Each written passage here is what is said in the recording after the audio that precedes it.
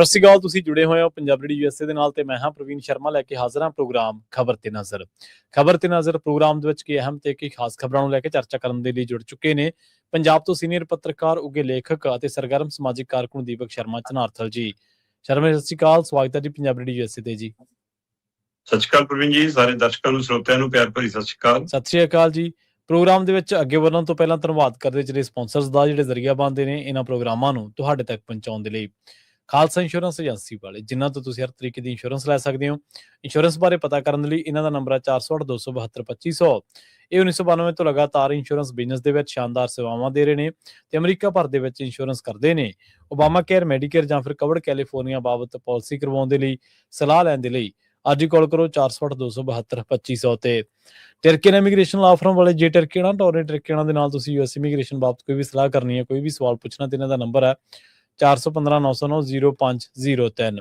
ਗੁਰਦੀਪ ਸਿੰਘ ਬਿਰਦੀ ਕਲੋਵਿਸ, ਮਨਦੀਪ ਸਿੰਘ ਸੈਨ ਹੋਜ਼ੇ, Onkar Singh ਫਰੈਜ਼ਨੋ, Gurnam Singh ਐਂਟੀਲੋਪ, Jarnail Singh settle, Mandeep Dhillon university ਤੇ ਲਾਲੀ Singh Grewal Fremont ਤੋਂ। ਇਹਨਾਂ ਸਾਰੇ ਹੀ ਸਪਾਂਸਰਸ ਦਾ ਬਹੁਤ ਬਹੁਤ ਧੰਨਵਾਦ। ਤੇ ਜੇਕਰ ਤੁਸੀਂ ਵੀ ਪੰਜਾਬੀ USA ਦੇ ਇਹਨਾਂ ਪ੍ਰੋਗਰਾਮਾਂ ਨੂੰ ਸਪਾਂਸਰ ਕਰਨਾ ਚਾਹੁੰਦੇ ਹੋ ਤਾਂ ਸਟੂਡੀਓ ਦਾ ਨੰਬਰ ਹੈ 408-272-5500। ਅੱਜ ਦਾ ਇਹ ਖਬਰ ਤੇ ਨਜ਼ਰ ਪ੍ਰੋਗਰਾਮ ਸਾਲ 2026 ਦੀ 26 ਮਾਰਚ ਦਾ ਪ੍ਰੋਗਰਾਮ ਹੈ ਤੇ ਦਿਨ ਅੱਜ ਵੀਰਵਾਰ ਹੈ। ਖਬਰਾਂ ਦੀ ਸ਼ੁਰੂਆਤ ਕਰੀਏ ਸ਼ਰਮਾ ਜੀ ਪੰਜਾਬ ਦੀ ਇੱਕ ਅਜਿਹੀ ਸਿਆਸੀ ਹਸਤੀ ਤੋਂ ਜਿਹਦਾ ਕੁਛ ਹੀ ਘੰਟਿਆਂ ਦੇ ਵਿੱਚ ਜਿਹੜਾ ਜੋ ਤਾਮਾ ਝਾਮਾ ਸੀਗਾ ਉਹ ਵਿਗੜ ਗਿਆ। ਡਾਕਟਰ ਜਿਹੜੇ ਰੰਧਾਵਾ ਸੁਸਾਈਡ ਮਾਮਲਾ, ਉਸ ਮਾਮਲੇ ਦੇ ਵਿੱਚ ਭੁੱਲਰ ਫੜਿਆ ਗਿਆ, ਮੰਤਰੀ ਸੀ, ਅਸਤੀਫਾ ਹੋਇਆ, ਬਾਅਦ ਦੇ ਵਿੱਚ ਪੁਲਿਸ ਦੀ ਹਿਰਾਸਤ ਦੇ ਵਿੱਚ ਆਇਆ, ਪਰ ਬਾਵਜੂਦ ਇਸ ਦੇ ਕਹਿੰਦੇ ਭੁੱਲਰ ਦੀ ਜਿਹੜੀ ਭਾਲਾ ਉਹ ਕਾਇਮ ਹੈ। ਦਰਬਾਰ ਵੀ ਲੱਗ ਰਿਹਾ ਜੀ। ਪ੍ਰਵੀਨ ਜੀ, ਭੁੱਲਰ ਹੋਰਾਂ ਦਾ ਅਧਿਕਾਰਤ ਪੇਜ ਹੈ ਜਿਹੜਾ ਲਾਲਜੀਤ ਸਿੰਘ ਭੁੱਲਰ ਦੇ ਨਾਂ ਦੇ ਉੱਤੇ, ਉਹਦੇ ਉੱਤੇ ਇੱਕ ਪੋਸਟ ਕੱਲ ਪਾਈ ਜਾਂਦੀ ਹੈ, ਬਕਾਇਦਾ ਥੱਲੇ ਦਫ਼ਤਰ ਚੱਲਦਿਆਂ ਦੀਆਂ ਫੋਟੋਆਂ ਦਿਖਾਈਆਂ ਗਈਆਂ। ਉਹਦੇ ਵਿੱਚ ਉਹਨਾਂ ਦੀ ਪਤਨੀ ਸ਼ਾਇਦ ਲੀਡ ਕਰਦੀ ਦਿਖ ਰਹੀ ਆ ਜੀ। ਤੇ ਉਹ ਤੋਂ ਬਿਨਾਂ ਉਹਦੇ ਚ ਜੋ ਲਿਖਿਆ ਉਹ ਗੌਰ ਮੰਗਦਾ। ਮੈਂ ਪਹਿਲਾਂ ਉਹ ਪੜ੍ਹ ਦੇਣਾ, ਫਿਰ ਆਪਾਂ ਗੱਲ ਕਰਦੇ ਹਾਂ। ਕੁਝ ਲਿਖਿਆ, ਵਾਹਿਗੁਰੂ ਜੀ, ਆਪ ਸਭ ਨੂੰ ਸੂਚਿਤ ਕੀਤਾ ਜਾਂਦਾ ਹੈ ਕਿ ਸਰਦਾਰ ਲਾਲਜੀਤ ਸਿੰਘ ਭੁੱਲਰ ਜੀ ਦਾ ਦਫ਼ਤਰ ਨਿਰੰਤਰ ਤੌਰ ਤੇ ਸੁਚੱਜੇ ਢੰਗ ਨਾਲ ਕੰਮ ਕਰ ਰਿਹਾ ਹੈ। ਦਫ਼ਤਰ ਵਿੱਚ ਆਮ ਲੋਕਾਂ ਦੀਆਂ ਸਮੱਸਿਆਵਾਂ ਨੂੰ ਪਹਿਲ ਦੇ ਆਧਾਰ ਤੇ ਸੁਣਿਆ ਤੇ ਹੱਲ ਕੀਤਾ ਜਾ ਰਿਹਾ ਹੈ। ਸਾਰੇ ਪਿੰਡਾਂ ਦੇ ਪੰਚਾਂ ਤੇ ਸਰਪੰਚਾਂ ਦੇ ਕੰਮ ਪਹਿਲਾਂ ਦੀ ਤਰ੍ਹਾਂ ਹੀ ਬਿਨਾਂ ਕਿਸੇ ਰੁਕਾਵਟ ਤੇ ਜਾਰੀ ਹਨ। ਵਿਕਾਸ ਸੰਬੰਧੀ ਕੰਮਾਂ, ਦਫ਼ਤਰੀ ਕਾਰਵਾਈਆਂ ਤੇ ਲੋਕ ਭਲਾਈ ਦੇ ਮਸਲਿਆਂ ਨੂੰ ਪੂਰੀ ਤਰ੍ਹਾਂ ਤਵੱਜੋ ਦਿੱਤੀ ਜਾ ਰਹੀ ਹੈ। ਇਸ ਲਈ ਕਿਸੇ ਵੀ ਕਿਸਮ ਦੀ ਅਫਵਾਹ ਤੇ ਧਿਆਨ ਨਾ ਦਿੱਤਾ ਜਾਵੇ ਅਤੇ ਜਿਹੜਾ ਵੀ ਕਿਸੇ ਕੰਮ ਲਈ ਆਉਣਾ ਚਾਹੁੰਦਾ ਉਹ ਦਫ਼ਤਰ ਨਾਲ ਸੰਪਰਕ ਕਰ ਸਕਦਾ। ਥੱਲੇ ਲੋਕਾਂ ਦੇ ਬੈਠਿਆਂ ਦੀ ਦਫ਼ਤਰ ਦੇ ਵਿੱਚ ਫੋਟੋਆਂ ਪਾਈਆਂ ਹੋਈਆਂ। ਠੀਕ ਹੈ ਜੀ। ਹੁਣ ਇੱਕ ਵਿਅਕਤੀ ਐਮਐਲਏ ਤੋਂ ਮੰਤਰੀ ਤੋਂ ਬਾਅਦ ਹੁਣ ਗ੍ਰਿਫਤਾਰੀ, ਅਸਤੀਫਾ, ਤੇ ਉਹਦਾ ਇਹ ਦਰਬਾਰ ਕਿਵੇਂ ਲੱਗ ਰਿਹਾ ਜਦੋਂ ਅਜੇ ਪੁਲਿਸ ਰਿਕਾਰਡ ਦੇ ਵਿੱਚ ਪਿਓ ਦੀ ਤੇ PA ਦੀ ਭਾਲ ਹੋਵੇ। ਸਹੀ ਗੱਲ। ਤੇ ਫਿਰ ਤਾਂ ਘਰ ਨੂੰ ਤਾਲੇ ਲਾ ਕੇ ਭੱਜਣਾ ਪੈ ਜਾਂਦਾ ਹੁੰਦਾ ਜੇ ਪੰਜਾਬ ਦੇ ਪੁਲਿਸ ਵਾਲੇ ਤਰੀਕੇ ਦਾ ਵਿਵਹਾਰ ਦੇਖਣਾ। ਸਹੀ ਗੱਲ, ਬਿਲਕੁਲ। ਬੰਦਾ ਨਾ ਮਿਲੇ ਤਾਂ ਅਗਲਾ ਕਹਿੰਦਾ ਰਿਸ਼ਤੇਦਾਰ ਚੱਕ ਲਿਆਓ, ਮਿੱਤਰ ਸੱਜਣ ਚੱਕ ਲਿਆਓ, ਜਿਹੜਾ ਘਰੇ ਰੋਟੀ ਪਕਾਉਂਦਾ ਕਿ ਚੱਕ ਲਿਆਓ, ਸਾਂਝੀ ਸੀਰੀ ਚੱਕ ਲਿਆਓ ਜਿਹੜਾ ਵੀ ਮਿਲਦਾ। ਬਿਲਕੁਲ। ਹੁਣ ਇੱਥੇ ਕਿਉਂ ਨਹੀਂ ਇਹ ਕੁਛ ਹੁੰਦਾ? ਤੇ ਇਹ ਜਿਹੜੀ ਪੋਸਟ ਹੈ ਉਹ ਇਹ ਦੱਸਦੀ ਹੈ ਕਿ ਸਾਡੇ ਕੋਲ ਮੰਤਰੀ ਵਾਲੀ ਤਾਕਤ ਹੈ, ਤੁਸੀਂ ਆਓ ਜੋ ਕੰਮ ਕਰਾਉਣਾ। ਪੋਸਟ ਇਹ ਕਹਿੰਦੀ ਹੈ, ਤਸਵੀਰਾਂ ਇਹ ਕਹਿੰਦੀਆਂ ਕਿ ਸਾਡੀ ਮੰਤਰੀਸ਼ਿਪ ਨਹੀਂ ਗਈ। ਸਹੀ ਗੱਲ। ਲਾਲਜੀਤ ਭੁੱਲਰ ਹੁਣ ਸਤਿੰਦਰ ਜੈਨ ਬਣ ਗਿਆ, ਜੇਲ੍ਹ ਦੇ ਅੰਦਰੋਂ ਹੀ ਕਾਰਵਾਈ ਚਲਾਊਗਾ। ਬੈਰਕ ਚ ਬੈਠਾ ਅਜੇ ਤਾਂ ਸੁਣਵਾਈ ਅਧੀਨ ਹੈ, ਰਿਮਾਂਡ ਤੇ ਹੈ, ਹਵਾਲਾ ਚ ਹੈ, ਪੁਲਿਸ ਰਿਮਾਂਡ ਹੈ। ਬਿਲਕੁਲ। ਤੇ ਪਰ ਇਹ ਤਸਵੀਰਾਂ ਰਾਹੀਂ ਕਹਿਣ ਦੀ ਕੀ ਕੋਸ਼ਿਸ਼ ਕੀਤੀ ਜਾ ਰਹੀ। ਸਰਦਾਰ ਅਮੀਰ ਸਿੰਘ ਹੋਰ ਇੱਕ ਗੱਲ ਸੁਣਾ ਰਹੇ ਸੀ, ਕਹਿੰਦੇ ਵੀ ਕਿਸੇ ਦਾ ਫੋਨ ਆਇਆ ਤੇ ਉਹ ਕਹਿੰਦਾ ਜੀ ਕਿ ਅਫਸਰ ਜਾਂਦੇ ਕਿਉਂ ਹੈ ਲੀਡਰਾਂ ਦੇ ਘਰਾਂ ਚ। ਠੀਕ ਆ। ਕਿ ਅਫਸਰਾਂ ਦੇ ਲਈ ਦਫ਼ਤਰ ਬਣੇ ਤੇ ਮੰਤਰੀਆਂ ਸੰਤਰੀਆਂ ਦੇ ਲਈ ਦਫ਼ਤਰ ਬਣੇ ਆ। ਜੇ ਮਿਲਣਾ ਗਿਲਣਾ ਹੈ, ਮੀਟਿੰਗ ਦਰ ਮੀਟਿੰਗ ਹੈ, ਕੋਈ ਕੰਮ ਲਈ ਜਾਣਾ ਆਉਣਾ ਹੈ ਤਾਂ ਦਫ਼ਤਰ ਤੋਂ ਦਫ਼ਤਰ ਹੋਣਾ ਚਾਹੀਦਾ। ਸਹੀ ਗੱਲ। ਘਰ ਚ ਸੱਦ ਕੇ ਫਿਰ ਕਹਿੰਦੇ ਇਹ ਕੀ ਮਤਲਬ ਹੈ? ਇਹਦਾ ਮਤਲਬ ਤੁਸੀਂ ਡਿੱਗ ਕੇ ਜਾ ਰਹੇ ਹੋ, ਆਪਣੇ ਅਹੁਦੇ ਰੁਤਬੇ ਨੂੰ ਡਿੱਗ ਕੇ ਜਾ ਰਹੇ ਹੋ। ਸੋ ਇਸ ਲਈ ਜਿਹੜਾ ਘਰਾਂ ਚੋਂ ਕਾਰਵਾਈ ਚਲਾਉਣ ਦੀ ਕਵਾਇਦ ਹੈ, ਇਹ ਤਾਂ ਚਲੋ ਲਾਲਜੀਤ ਭੁੱਲਰ ਤਾਂ ਹੁਣ ਗ੍ਰਿਫਤਾਰ ਹੈ ਤਾਂ ਉਹਦੀ ਹਵਾਲੇ ਨਾਲ ਅਸੀਂ ਗੱਲ ਕਰ ਰਹੇ ਹਾਂ ਕਿ ਉਹ ਜੀ ਉਹਦੀ ਭੱਲ ਬਣੀ ਹੋਈ ਹੈ ਜੀ, ਉਹਦੇ ਘਰੇ ਮੇਲਾ ਲੱਗ ਰਿਹਾ ਜੀ, ਲੋਕ ਆ ਰਹੇ ਨੇ। ਮੈਂ ਕਹਿੰਦਾ ਕੰਮ ਕਰਾਉਣ ਵਾਲੇ ਘੱਟ ਤੇ ਅਫਸੋਸ ਪ੍ਰਗਟਾਉਣ ਵਾਲੇ ਹੋ ਸਕਦਾ ਵੱਧ ਆ ਰਹੇ ਹੋਣ। ਚਲੋ ਜੇ ਕੰਮ ਵੀ ਹੁੰਦਾ ਤਾਂ ਕੀ ਹੁੰਦਾ ਕਿ ਆ ਫੋਨ ਕਰ ਦਿਓ ਜੀ ਮਾੜਾ ਜਿਹਾ ਥਾਣੇ ਜੀ, ਆ ਮਾੜਾ ਜਿਹਾ ਤਹਿਸੀਲਦਾਰ ਨੂੰ ਕਹਿ ਦਿਓ ਜੀ, ਆ ਮਾੜਾ ਜਿਹਾ ਮਤਲਬ ਅਫਸਰ ਨੂੰ ਕਹਿ ਦਿਓ ਜੀ ਮੇਰਾ ਆ ਬਿੱਲ ਰੁਕ ਗਿਆ ਜੀ, ਮੇਰਾ ਕੰਮ ਰੁਕ ਗਿਆ। ਇਹ ਹੁੰਦਾ, ਇਹੀ ਕੰਮ ਹੁੰਦੇ ਬਿਲਕੁਲ। ਤੇ ਆਮ ਤੌਰ ਤੇ ਇਲਾਕੇ ਦੇ ਅਫਸਰਾਂ ਨੂੰ ਇਹ ਕਿਹਾ ਜਾਂਦਾ ਵੀ ਕਿ ਤੁਹਾਨੂੰ ਮੰਤਰੀ ਸਾਹਿਬ ਦਾ ਪੀਏ ਸੰਪਰਕ ਕਰਿਆ ਕਰੂਗਾ, ਫਲਾਣਾ ਬੰਦਾ ਕਰਿਆ ਕਰੂਗਾ, ਫਿਰ ਉਹੀ ਮੰਤਰੀ ਬਣ ਕੇ ਕੰਮ ਕਰਾਉਂਦਾ ਰਹਿੰਦਾ। ਸਹੀ ਗੱਲ, ਬਿਲਕੁਲ। ਕਿ ਮੰਤਰੀ ਸਾਹਿਬ ਦੇ ਦਫ਼ਤਰੋਂ ਬੋਲਦਾ ਜੀ, ਇੰਨਾ ਹੀ ਕਹਿਣਾ ਹੁੰਦਾ ਹੈ ਨਾ। ਤੇ ਇਸ ਲਈ ਇਹ ਕਾਰਵਾਈ ਉਸੇ ਤਰ੍ਹਾਂ ਜਾਰੀ ਹੈ। ਫਿਰ ਉੱਪਰੋਂ ਹਰੀ ਝੰਡੀ ਹੈ। ਪਹਿਲਾਂ ਤਾਂ ਇਹ ਫੋਨ ਤੇ ਕੰਮ ਵਾਲਾ ਵਰਤਾਰਾ ਆਪਣੇ ਆਪ ਚ ਕਈ ਤਰ੍ਹਾਂ ਦੇ ਸਵਾਲ ਖੜੇ ਕਰ ਦਿੰਦਾ ਹੈ ਨਾ। ਸਹੀ ਗੱਲ। ਤੇ ਦੂਜਾ, ਜਿਹੜੇ ਲੋਕ ਸਰਕਾਰੀ ਅਧਿਕਾਰੀਆਂ ਨੂੰ ਮਿਲਣ ਦਫ਼ਤਰਾਂ ਜਾਂਦੇ ਨੇ, ਉਹਨਾਂ ਕੋਲ ਬਹੁਤ ਬੜਾ ਬਹਾਨਾ ਹੁੰਦਾ ਕਿ ਜੀ ਸਾਹਿਬ ਨੇ ਸੱਦਿਆ ਹੋਇਆ, ਅਸੀਂ ਤਾਂ ਉਹਨਾਂ ਦੇ ਘਰੇ ਆਂ। ਸਹੀ ਗੱਲ। ਬਾਹਰ ਗੇਟ ਤੋਂ ਪੀਆਂ ਨੇ ਮੋੜ ਦਿੰਦਾ ਕਿ ਜੀ ਉਹ ਤਾਂ ਸਾਹਿਬ ਦੇ ਗਏ ਉਹਨਾਂ ਨੂੰ। ਕਿੰਨੇ ਕੁ ਸਾਹਿਬ ਦੇ ਗਏ ਹੁੰਦੇ ਨੇ, ਕਿੰਨੇ ਕੁ ਨਹੀਂ, ਇਹ ਫਰਕ ਹੈ। ਸੋ ਫਿਰ ਲੋਕਾਂ ਦੇ ਲਈ ਤੁਸੀਂ ਕਿੱਥੇ ਮਿਲਦੇ ਹੋ? ਅਫਸਰ ਵੀ, ਮੰਤਰੀ ਵੀ। ਮੁੱਖ ਮੰਤਰੀ ਆਪਣੇ ਘਰੇ ਕੈਬਨਿਟ ਦੀ ਬੈਠਕ ਤੋਂ ਲੈ ਕੇ ਸਾਰੇ ਅਫਸਰਾਂ ਨੂੰ ਸਵੇਰੇ ਘਰੇ ਮਿਲਦਾ। ਹਰਾ ਪੈਨ ਕਹਿੰਦਾ ਮੈਂ ਘਰੇ ਹੀ ਚਲਾਉਣਾ ਫਾਈਲਾਂ, ਮੈਂ ਘਰੇ ਹੀ ਪੜ੍ਹਦਾ। ਤੇ ਕੈਪਟਨ ਅਮਰਿੰਦਰ ਨੂੰ ਕਹਿਣਾ ਹੁੰਦਾ ਸੀ ਕਿ ਫਾਰਮ ਹਾਊਸ ਤੋਂ ਨਹੀਂ ਨਿਕਲਦਾ ਜੀ, ਕਦੇ ਸਕੱਤਰੇ ਦੀ ਪੌੜੀਆਂ ਨਹੀਂ ਚੜ੍ਹਦਾ। ਹੁਣ ਭਗਵੰਤ ਮਾਨ ਨੂੰ ਪੁੱਛੋ ਕਿੰਨੀਆਂ ਪੌੜੀਆਂ ਚੜ੍ਹਿਆ। ਸਹੀ ਗੱਲ, ਬਿਲਕੁਲ। ਤੇ ਜੇ ਮੁੱਖ ਮੰਤਰੀ ਨਹੀਂ ਬੈਠਦਾ, ਫਿਰ ਮੰਤਰੀ ਨਹੀਂ ਬੈਠਦੇ, ਮੰਤਰੀ ਨਹੀਂ ਬੈਠਦੇ ਤਾਂ ਅਫਸਰ ਨਹੀਂ ਬੈਠਦੇ, ਫਿਰ ਲੋਕ ਆ ਕੇ ਖੱਜਲ ਖਵਾਰ ਹੋ ਕੇ ਮੁੜ ਜਾਂਦੇ ਨੇ। ਜੇ ਸਕੱਤਰੇ ਦੀਆਂ ਇੰਨੀਆਂ ਮੰਜ਼ਿਲਾਂ ਬਣਾਈਆਂ ਨੇ ਤਾਂ ਉਹ ਇਸੇ ਲਈ ਨਹੀਂ ਨਾ ਕਿ ਪੰਜਾਬ ਦਾ ਬੰਦਾ ਆਵੇ, ਇੱਕ ਮੰਤਰੀ ਸੰਤਰੀ ਨੂੰ ਮਿਲੇ, ਉਹ ਕਹੇ ਫਲਾਣੇ ਅਫਸਰ ਨੂੰ ਮਿਲ ਲਓ, ਉੱਥੇ ਉਹਦੇ ਦਫ਼ਤਰ ਚਲਾ ਜਾਵੇ, ਉਹ ਕਹੇ ਲੈ ਵੀ ਤੇਰੀ ਫਾਈਲ ਹੋ ਗਈ ਕਲੀਅਰ, ਹੁਣ ਬਾਬੂ ਕੋਲ ਚਲਾ ਜਾ, ਕਲਰਕ ਉੱਥੇ ਬੈਠਾ ਹੋਊਗਾ, ਉਹ ਤੋਂ ਕਰਾ ਲਾ ਚਿੱਠੀ ਜਾਰੀ, ਉੱਥੇ ਚੱਲ ਜੂਗਾ। ਜੇ ਹੁਣ ਮੰਤਰੀ, ਮੁੱਖ ਮੰਤਰੀ ਮਿਲੂਗਾ ਘਰੇ, ਫਿਰ ਉਹ ਕਹੂਗਾ ਜੀ ਅਫਸਰ ਦੇ ਚੱਲ ਜਾਓ, ਅਫਸਰ ਆਪਣੇ ਘਰੇ, ਗਾਂ ਫਿਰ ਕਲਰਕ ਨੂੰ ਵੀ ਘਰੇ ਬਿਠਾ ਦੋ, ਬਿਲਡਿੰਗ ਢਾਹ ਲਓ, ਕਾਹਨੂੰ ਬਣਾਈ ਇਸ ਸਕੱਤਰੇ ਦੀ? ਘੱਟੋ ਘੱਟ ਸਮਾਂ ਵੀ ਬਚੂ, ਪੈਸਾ ਵੀ ਬਚੂ, ਸਾਰਾ ਕੁਝ ਬਚੂਗਾ। ਤੇ ਉੱਥੇ ਸਬਜ਼ੀਆਂ ਹੀ ਬੀਜ ਲਓ, ਹੋਰ ਕੀ ਕਰਨਾ? ਫਿਰ ਉਹਨੂੰ ਖਾਲੀ ਕਰੋ, ਖਰਚਾ ਤਾਂ ਬਚਾਓ, ਕਲਰਕ ਨੂੰ ਵੀ ਘਰੇ ਬਿਠਾਓ, ਸਾਰਿਆਂ ਨੂੰ ਘਰੇ ਬਚਾਓ, ਆਉਣ ਜਾਣ ਦਾ ਖਰਚਾ ਵੀ ਬਚ ਜੂਗਾ। ਵਰਕ ਫਰੋਮ ਹੋਮ ਕਰ ਲਓ ਫਿਰ।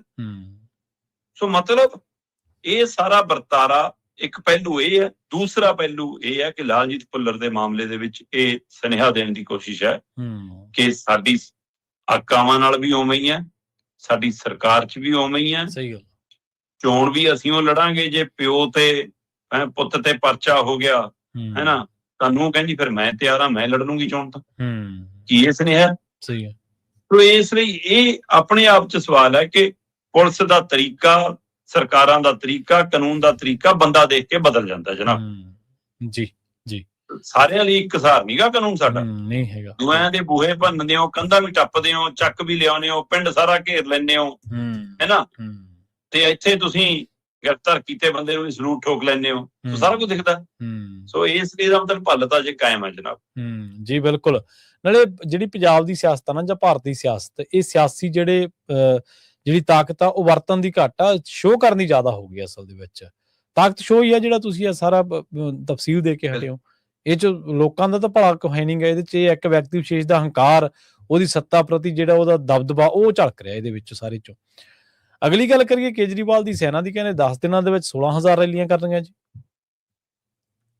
ਮਤਲਬ ਇੱਕ ਦਿਨ 'ਚ 1600 ਰੈਲੀਆਂ।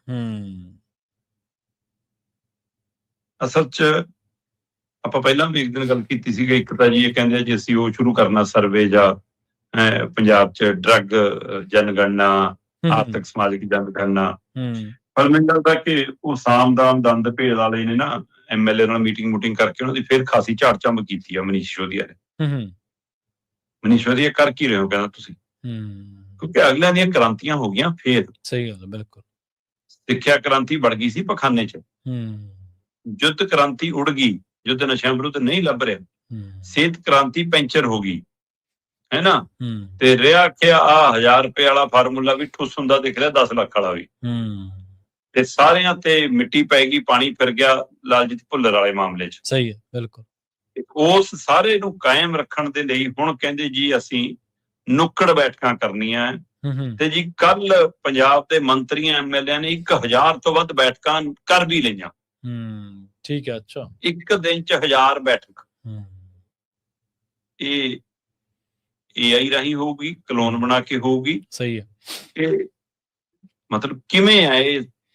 ਜੇ ਆਪਾਂ ਇਹ ਵੀ ਕਹਿ ਦਈਏ ਕਿ ਤੁਸੀਂ ਠੀਕ ਹੈ 117 ਦੇ 117 ਹਲਕੇ ਚਲਾਤੇ, ਹੈ ਨਾ, ਤਾਂ ਵੀ ਇਹਦਾ ਮਤਲਬ 10-10 ਰੈਲੀਆਂ ਘੱਟੋ ਘੱਟ ਹਰ ਬੰਦਾ ਕਰੂਗਾ ਤਾਂ 1170 ਬਣਦੀਆਂ। ਸਹੀ ਗੱਲ ਹੈ, ਬਿਲਕੁਲ।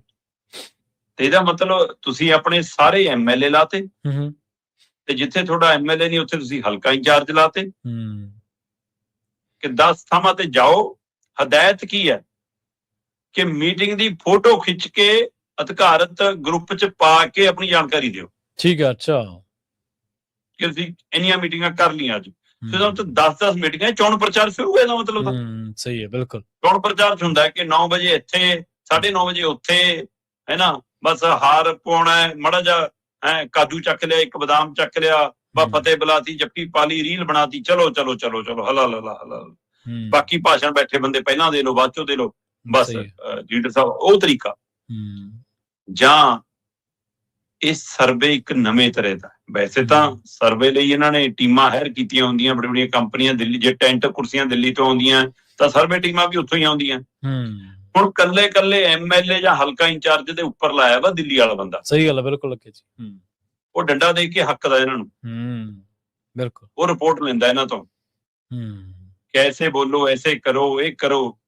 ਮਤਲਬ ਉਹ ਦਿੱਲੀ ਵਾਲੇ ਬੰਦੇ ਪੰਜਾਬ ਨੂੰ ਰਾਜਨੀਤੀ ਦਾ ਪਾਠ ਪੜਾਉਣ ਆਉਂਦੇ ਨੇ। ਕਮਾਲ। ਬਿਲਕੁਲ ਏਦਾਂ ਹੀ।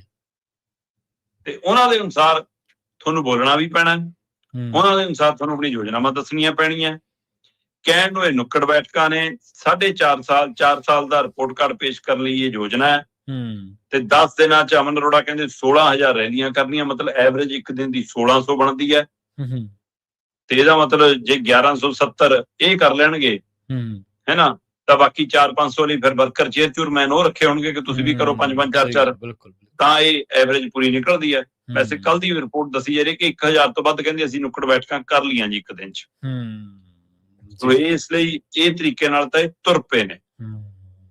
ਹੁਣ ਦੇਖਣ ਵਾਲੀ ਗੱਲ ਹੈ ਜੀ ਕਿ ਇਹਦੇ ਵਿੱਚੋਂ ਕੱਢਣਾ ਕੀ ਹੈ, ਕਿ ਇਹ ਆਪਣੀਆਂ ਯੋਜਨਾਵਾਂ ਦੇ ਲਈ ਲੋਕਾਂ ਨੂੰ ਤਿਆਰ ਕਰਨਾ, ਕਿ ਉਹਨਾਂ ਦੀ ਚੋਣ ਨਬਜ਼ ਟਟੋਲਣੀ ਹੈ ਕਿ ਹਾਂ ਬਈ ਵੋਟ ਸਾਨੂੰ ਜੇ ਨਹੀਂ ਪਾ ਰਹੇ ਤਾਂ ਕਿਉਂ ਨਹੀਂ ਪਾ ਰਹੇ, ਨਾਰਾਜ਼ਗੀ ਕੀ ਹੈ, ਦੂਰ ਕਿਵੇਂ ਕਰ ਦਈਏ, ਸੇਵਾ ਕਿਵੇਂ ਕਰ ਦਈਏ, ਸਰਪੰਚ, ਪੰਚ, ਲੰਬੜਦਾਰ ਦੀ ਡਿਊਟੀ ਲਾ ਜਾਈਏ ਕਿ ਤੇਰਾ ਬੋਝੇ ਚ ਪਾ ਦੂਗਾ ਕੁਛ, ਦੇ ਚੱਲੇ ਆ ਅਸੀਂ। ਸੋ ਕੀ ਹੋਣਾ ਹੈ? ਸੋ ਕੁੱਲ ਮਿਲਾ ਕੇ ਸਾਰੇ ਪੰਜਾਬ ਦੇ ਮਸਲਿਆਂ ਨੂੰ ਦਰਕਨਾਰ ਕਰਕੇ, ਪੰਜਾਬ ਦੀ ਸਥਿਤੀ ਨੂੰ ਦਰਕਨਾਰ ਕਰਕੇ ਆਮ ਆਦਮੀ ਪਾਰਟੀ ਸਰਕਾਰੀ ਤੰਤਰ ਜੰਤਰ ਨਾਲ ਚੋਣ ਪ੍ਰਚਾਰ ਤੇ ਨਿਕਲ ਤੁਰੀ ਹੈ। ਜੀ ਬਿਲਕੁਲ। ਨਾਲੇ ਇਹ ਇੱਥੋਂ ਵੀ ਪਤਾ ਲੱਗਦਾ ਨਾ ਕਿ ਤੁਹਾਡੀ ਤਾਂ ਡਿਊਟੀ ਹਲੇ ਸਾਲ ਪਈ ਹੈ ਲੋਕਾਂ ਦੀ ਸੇਵਾ ਕਰਨ ਦੀ, ਲੋਕਾਂ ਦਾ ਕੰਮ ਕਰਨ ਦੀ। ਸਾਲ ਪਹਿਲਾਂ ਹੀ ਤੁਸੀਂ ਇਹ ਜਿਹੜਾ ਚੋਣ ਅਖਾੜਾ ਪਖਾਲਿਆ, ਔਰ ਇਹਦੇ ਚ ਜਿਵੇਂ ਤੁਸੀਂ ਦੱਸਿਆ ਹੀ ਹੈ ਵੀ ਸਰਕਾਰੀ ਅਫਸਰਸ਼ਾਹੀ ਦੇ ਨਾਲ, ਸਰਕਾਰੀ ਜੰਤਰ ਮੰਤਰ ਦੇ ਨਾਲ ਹੁਣ ਚੋਣ ਪ੍ਰਚਾਰ ਹੀ ਚੱਲ ਪਿਆ ਜੀ ਇੱਕ ਤਰੀਕੇ ਦਾ। ਬਸ ਹਾਂਜੀ, ਅਗਲੀ ਗੱਲ ਕਰੀਏ ਜੰਗ ਦੇ ਬਾਰੇ। ਕਹਿੰਦੇ ਲੋਕਡਾਊਨ ਦੀਆਂ ਕੰਸੋਆਂ ਨੇ ਜੀ ਭਾਰਤ ਦੇ ਵਿੱਚ, ਕੀ ਕਰੋਨਾ ਵਾਂਗ ਲੋਕਡਾਊਨ ਲੱਗੂਗਾ ਜੀ? ਦੇਖੋ, ਸਵਾਲ ਇਹ ਹੈ ਕਿ ਇਹ ਭਾਰਤ 'ਚ ਲੱਗੂਗਾ ਕਿ ਹੋਰ ਮੁਲਕਾਂ 'ਚ ਵੀ ਲੱਗ ਜਾਊਗਾ ਜੀ।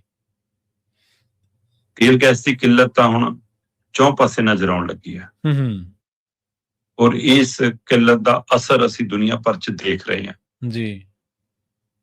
ਪਰ ਭਾਰਤ ਦੇ ਪ੍ਰਧਾਨ ਮੰਤਰੀ ਨਰਿੰਦਰ ਮੋਦੀ ਲੋਕ ਸਭਾ ਤੋਂ ਲੈ ਕੇ ਰਾਜ ਸਭਾ ਦੇ ਵਿੱਚ ਆਪਣੀ ਗੱਲ ਰੱਖਦੇ ਨੇ, ਉੱਥੇ ਵੀ ਉਹ ਮਨ ਕੀ ਬਾਤ ਰੱਖਦੇ ਨੇ, ਮਨ ਕੀ ਬਾਤ ਸੁਣਦੇ ਨਹੀਂ ਕਿਸੇ, ਸੁਣਦੇ ਨਹੀਂ। ਸਹੀ ਗੱਲ, ਬਿਲਕੁਲ। ਅਜੇ ਤੱਕ ਉਹਨਾਂ ਨੇ ਇਸ ਜੰਗ ਦੇ ਅਸਰ ਦੇ ਉੱਤੇ ਚੱਲਦੇ ਸੈਸ਼ਨ 'ਚ, ਵਿਸ਼ੇਸ਼ ਸੈਸ਼ਨ ਬੁਲਾ ਕੇ ਕੀ ਕਰਨਾ ਸੀ, ਚੱਲਦੇ ਸੈਸ਼ਨ ਤੁਸੀਂ ਚਰਚਾ ਕਰਨ ਲਈ ਤਿਆਰ ਨਹੀਂ। ਮੌਕਾ ਵੀ ਚਰਚਾ ਕਰ ਲਓ ਜੀ। ਸਹੀ ਹੈ।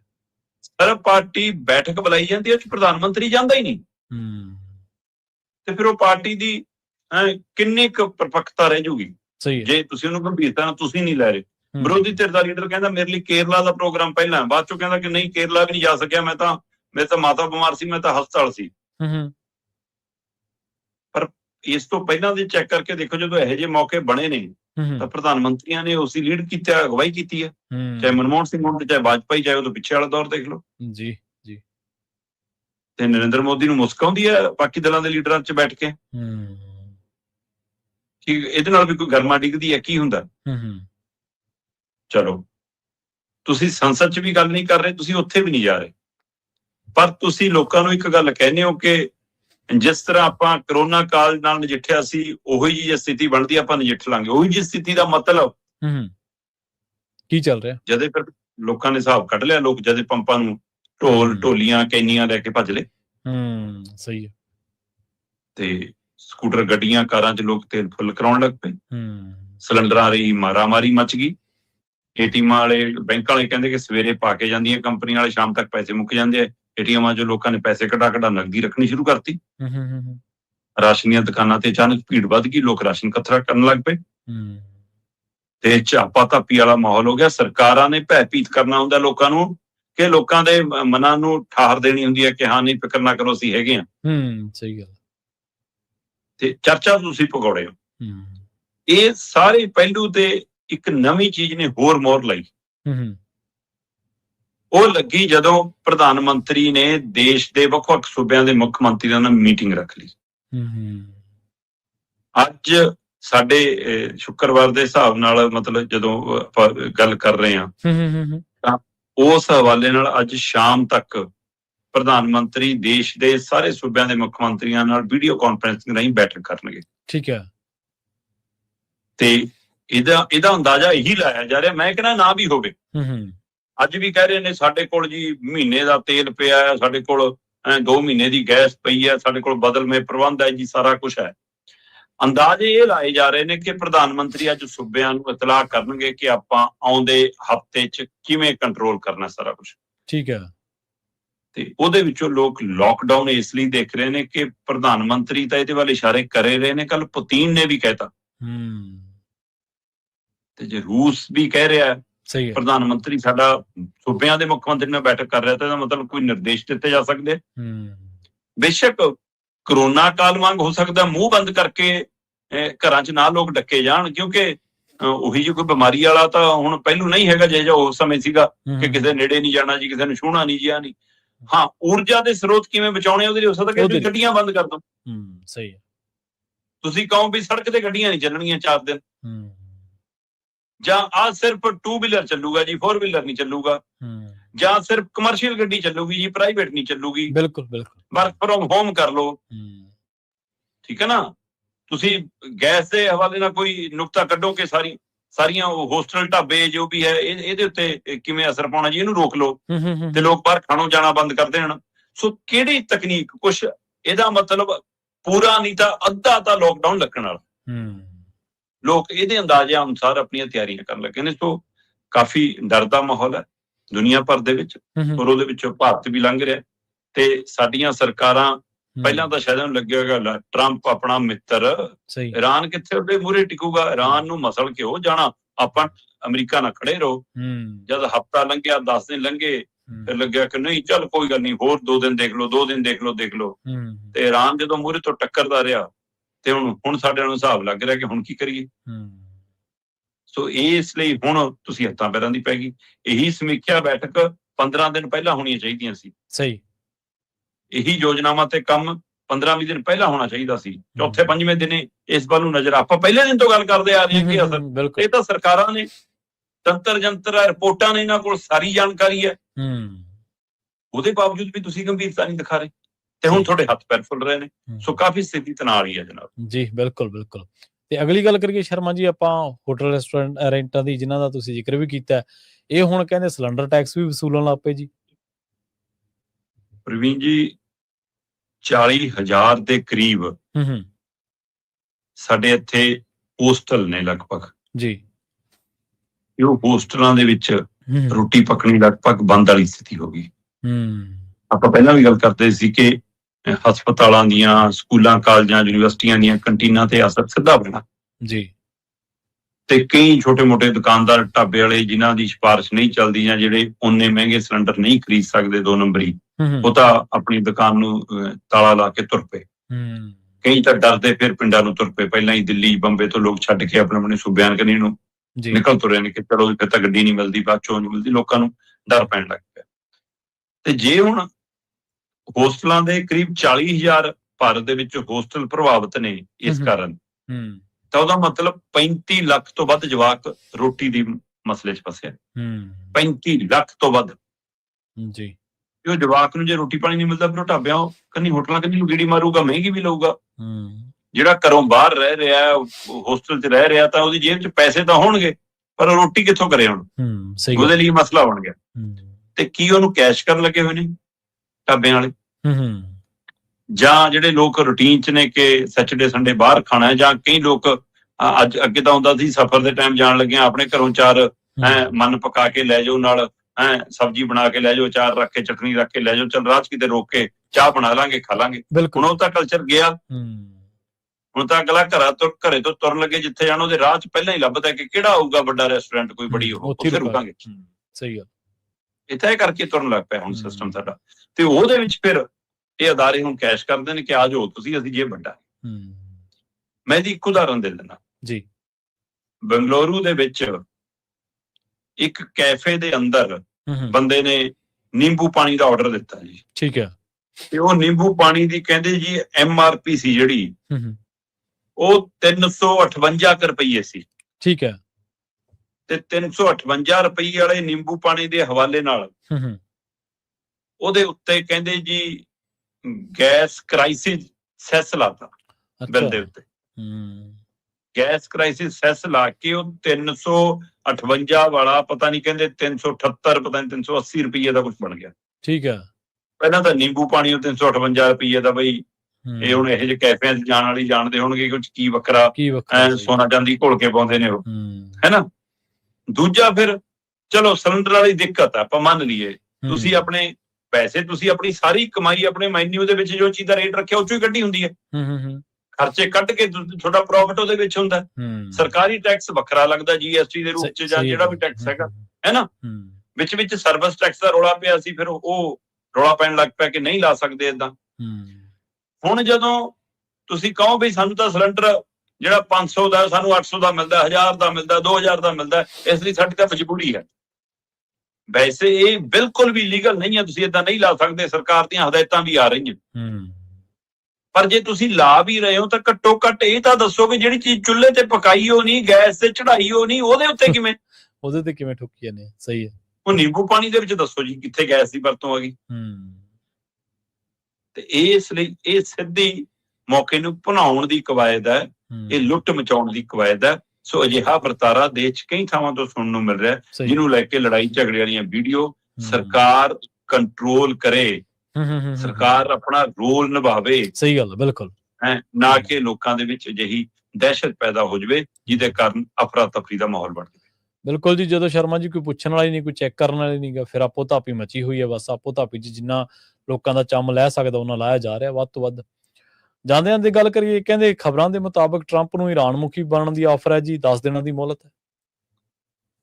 ਦੇਖੋ, ਟਰੰਪ ਹੋਰੀ ਕਹਿੰਦੇ ਵੀ ਮੈਂ ਜਿਹੜਾ 5 ਦਿਨ ਦਾ ਮੋਹਲਤ ਦਿੱਤੀ ਸੀ ਕਿ 5 ਦਿਨ ਅਸੀਂ ਨਹੀਂ ਕਰਾਂਗੇ ਊਰਜਾ ਸਰੋਤਾਂ ਦੇ ਉੱਤੇ ਹਮਲੇ, ਉਹ ਮੋਹਲਤ ਮੈਂ 10 ਦਿਨ ਵਧਾ ਰਿਹਾ ਕਿਉਂਕਿ ਈਰਾਨ ਨੇ 8 ਟੈਂਕਰ ਪਾਕਿਸਤਾਨ ਝੰਡੇ ਵਾਲੇ ਭੇਜ ਕੇ ਸਾਨੂੰ ਇਨਾਮ ਦਿੱਤਾ, ਸਾਨੂੰ ਗਿਫਟ ਦਿੱਤਾ।